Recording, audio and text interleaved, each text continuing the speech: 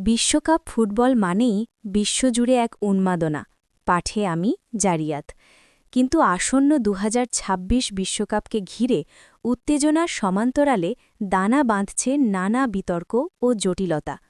America, Canada ও মেক্সিকোর যৌথ আয়োজনে হতে যাওয়া এই টুর্নামেন্টটি যেমন বিশালত্বের দিক থেকে অনন্য, তেমনি এর আয়োজক দেশগুলোর রাজনৈতিক নীতি, টিকিটের আকাশচুম্বী মূল্য এবং মেক্সিকোর অভ্যন্তরীণ নিরাপত্তা পরিস্থিতি ফুটবল প্রেমীদের কপালে চিন্তার ভাঁজ ফেলেছে। মাঠের লড়াই শুরুর আগেই পর্দার আড়ালের এই চ্যালেঞ্জগুলো এখন বিশ্বজুড়ে আলোচনার কেন্দ্রবিন্দু। প্রতিবেদনটিতে কয়েকটি গুরুত্বপূর্ণ বিষয়ের ওপর আলোকপাত করা হয়েছে। ভিসা নীতি ও ভ্রমণ নিষেধাজ্ঞা, ট্রাম্প প্রশাসনের কঠোর অভিবাসন নীতি ও নির্দিষ্ট কিছু মুসলিম প্রধান দেশের ওপর ভ্রমণ নিষেধাজ্ঞার ফলে অনেক দেশের ফুটবল ভক্ত ও খেলোয়াড়দের জন্য আমেরিকায় প্রবেশ করা কঠিন হয়ে দাঁড়িয়েছে। এটি ফিফার ফুটবল ফর অল নীতির সঙ্গে সাংঘর্ষিক হতে পারে বলে আশঙ্কা করা হচ্ছে। টিকিটের উচ্চ মূল্য, সাধারণ দর্শকদের জন্য বড় বাধা হয়ে দাঁড়িয়েছে টিকিটের দাম। পূর্ববর্তী কাতার বিশ্বকাপের তুলনায় ২০২৬ বিশ্বকাপের টিকিটের দাম কয়েক গুণ বাড়ানো হয়েছে।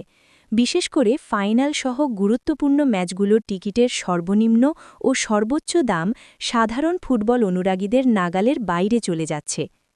আবহাওয়ার চ্যালেঞ্জ, উত্তর আমেরিকার তীব্র গ্রীষ্মকালীন গরমে খেলা পরিচালনা করা খেলোয়াড়দের স্বাস্থ্যের জন্য ঝুঁকিপূর্ণ হতে পারে। ক্লাব বিশ্বকাপের অভিজ্ঞতা থেকে দেখা গেছে, প্রখর রোদে খেলোয়াড়রা দ্রুত ক্লান্ত হয়ে পড়ছেন, যা খেলার মানের ওপর প্রভাব ফেলতে পারে।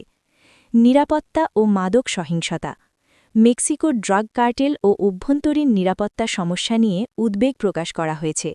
সম্প্রতি বিভিন্ন জায়গায় সেনাবাহিনী ও মাদক ব্যবসায়ীদের মধ্যে সংঘর্ষের ঘটনা ফুটবল ভক্তদের নিরাপত্তা নিয়ে বড় প্রশ্নচিহ্ন তৈরি করেছে।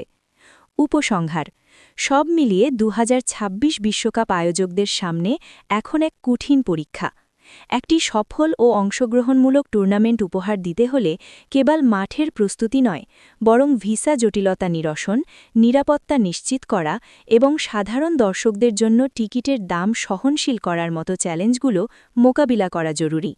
ফুটবল বিশ্ব এখন এটাই দেখার অপেক্ষায় আছে যে ফিফা ও আয়োজক দেশগুলো এই রাজনৈতিক ও অর্থনৈতিক বাধাগুলো কাটিয়ে কতটা সার্থকভাবে গ্রেটেস্ট শো অন আর্থ পরিচালনা করতে পারে।